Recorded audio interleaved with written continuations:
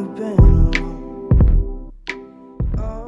Hello guys and welcome to another video. I'm trying to crack them out as much as I can at the moment because I've really missed doing my YouTube videos, and I've got a long list of things that I wanted to try for the videos and I've just not got around to. But anyway, today is October the 14th I think, and I am making an autumn wreath.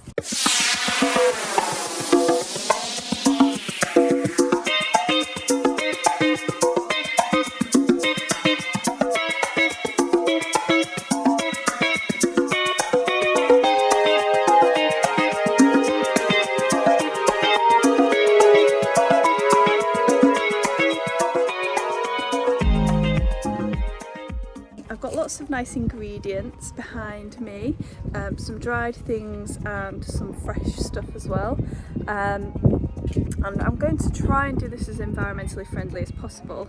However, I have got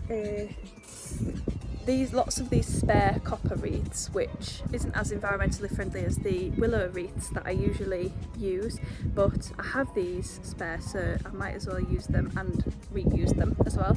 So I've just had the willow delivered for all of my Christmas wreaths, so I will be making those shortly, but just for now I'm going to be using this copper wreath just because that's what I have, and I'm going to be using twine and things where I can as well. So I've got lots of nice bits of amaranthus, some dahlias, some dried cress, some dried auroch, and these are fresh helichrysum, and I'm hoping that there's lots of nice autumnal colours here, so I'm hoping that it's going to look really beautiful by the time I finish. I'm going to talk you through the steps to create an autumn wreath.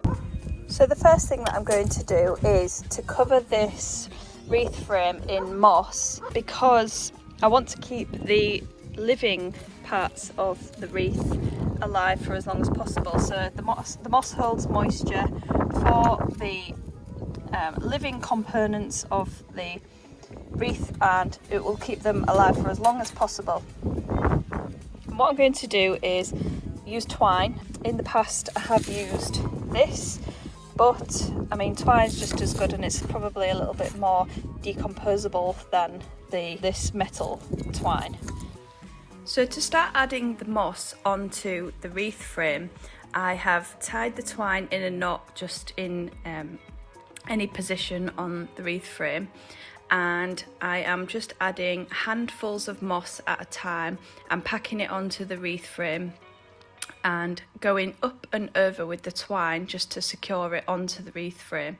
So I'm putting quite a big handful on just because the twine sort of compresses it as you are wrapping it around, and then I'm just adding the next section and the next section until I've made it all the way around the wreath frame and it's all packed in nicely with a nice thick layer of moss.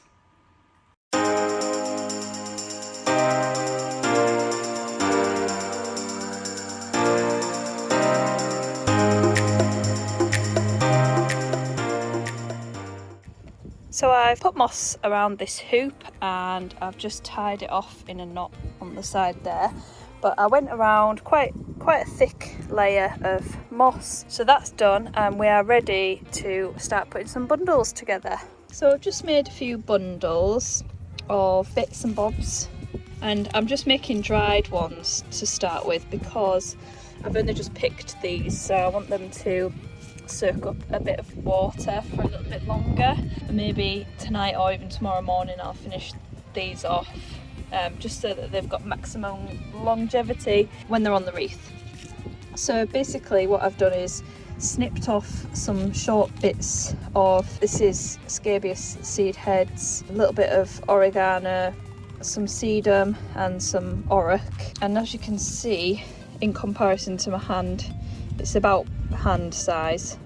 So I think that the smaller you make them, the more detailed the wreath looks and the neater. It's not the neater, but you know, it gives a better effect if the bundles are kept to a smaller size. Somehow it just looks better. So I'll show you how I am picking these out and putting them together. So apologies for the camera angle. I have ordered a tripod mount thing for my iPhone, so until that comes we are propping up with bits of flowers and things. So I'll show you how I'm putting together the little bundles. So here I've got just the ingredients that I used in the bundles here, just loose, and I've cut the stems quite short on them. So what I'm going to do is start putting them into a small bundle. Just arrange them how you think they look nice in your hand. And this is the same principle for all wreath making, so whether it is a Christmas wreath or an autumn wreath.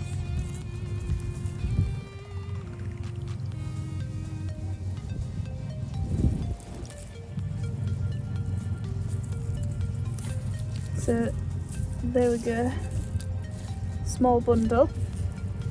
And then I'm just going to take my reel wire and lay it across the stems and then just wind it around quite tightly 3 or 4 times and snip it off.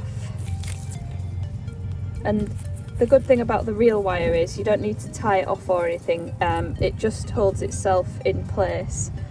And then I'm going to give the stems a little snip so that they're nice and tidy, and leave them quite long, sort of an inch or 2, and then set them aside. These are all my lovely bundles. These are the fresh ones that I've been making today with the dahlias in. And look how nice this artichoke leaf goes with it. So I've made some nice ones with some fresh foliage and some driedy bits. And then I've got lots of nice variations of amaranthus, some nice little pom-pom dahlias, these nice big dahlias, and some tree ivy, some eucalyptus, auroch. So yeah, these are looking really beautiful.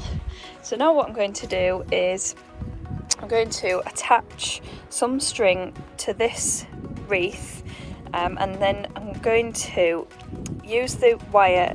So usually I would use this wire, but I've decided I'm going to use twine just to be a bit more environmentally friendly. So I keep the twine on one continuous roll and I add the bundles one at a time, working either clockwise or anti-clockwise, whichever direction you want to go into. And we're going to lay the bundles on top of each other and constantly wind the twine around 3 or 4 times each bundle, just to make sure that they stay nice and secure. So I've tied my twine in a knot around the wreath. I'm going to start by adding my first bundle, and I'm going to make sure that I've got the edge covered right through to the middle, so that the wreath looks nice and full from the sides and you haven't got any gaps where you can see the moss. The moss isn't that unsightly, but it's just nice to have a nice full looking wreath. So I've filled that edge in with that bundle there. Let's have a go with this one. And then I'm wrapping the twine around.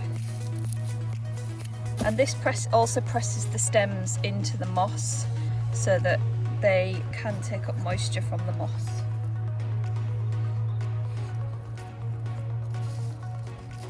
And then I'm going to put one there to cover the inside. I don't know if you can hear the pigs, they're having a bit of a run around in the garden. So there, you might be able to see that a bit better now. Just wrapping around with the twine. And then this bit can be a bit of a selection process, so not all of the bundles look right next to each other, so you just have to mix and match and see what goes best where, and then continue to wrap around 2 or 3 times, just pulling really tightly because you don't want your bundles falling out. Gorgeous. I need to remember to put my pumpkins in too. I like this one because it's quite like a nice sagey green colour. And what I've done is I've taken a barbecue skewer and I've poked it through the gourd, and then I've poked some string through it as well. So I don't know how this is going to hold up, we'll have to see how it goes, but I've put some twine through it so that I can tie it onto the wreath frame. So we'll see how that one goes. I think it's going to look quite nice. Oh, look at how nice that is with the reds.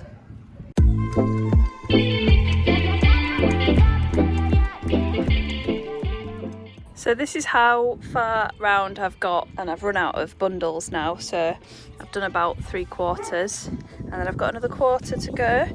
And then as you can see, this is how I'm looping the twine around the stems so that they're really firmly placed in there. And I've tried to get a nice mixture of fresh flowers distributed evenly around the wreath. So I'll just make a few more and then I can finish it off. As I mentioned before, I've made a hole in and put some twine around it. So I've basically just tied it around the whole thing, and that is rock solid. I don't think it's going to go anywhere. So I'm really pleased with that. I just need to add a few more. I think I'm going to put 3 pumpkins together and then put a bit more foliage and a couple more flowers up here, and then we're nearly done. So the wreath is about finished. I've finished putting in the last bundle and I've tied it off. The only thing I do once I've got to this stage is to just see whether it looks even and symmetrical, and I can see there's like a little bit of a pinch point here where it's looking a bit thin. So I think that I'm going to add some foliage into the moss, so I should be able to just snip off some bits and stick them straight into the moss, and they will fill that area out a little bit. But otherwise I'm very happy with it, and the pumpkins look really good too. It's the first time I've used pumpkins on it. So here we have the finished article. Everything is looking good. I'm really pleased with that. It looks really gorgeous, and hopefully the dahlias will last a few days. I'm going to keep on spritzing it, and hopefully they'll dry out quite nicely as well, so the foliage and everything should last a nice long time until we get our Christmas wreaths up. So I hope you enjoyed this week's video, guys, and I really hope that now you know how to make your own autumn wreath. And this technique applies to all kind of wreath making, so whether it's a summer wreath, Christmas wreath, or a lovely autumn wreath like this one here. There's loads of stuff in the hedgerows that you can pick, and there's more stuff than you really think there is in your own gardens as well. So get creative and tag me in your pictures, and if you like this video, give it a thumbs up. Thank you guys, and see you later. Easy as a necessity.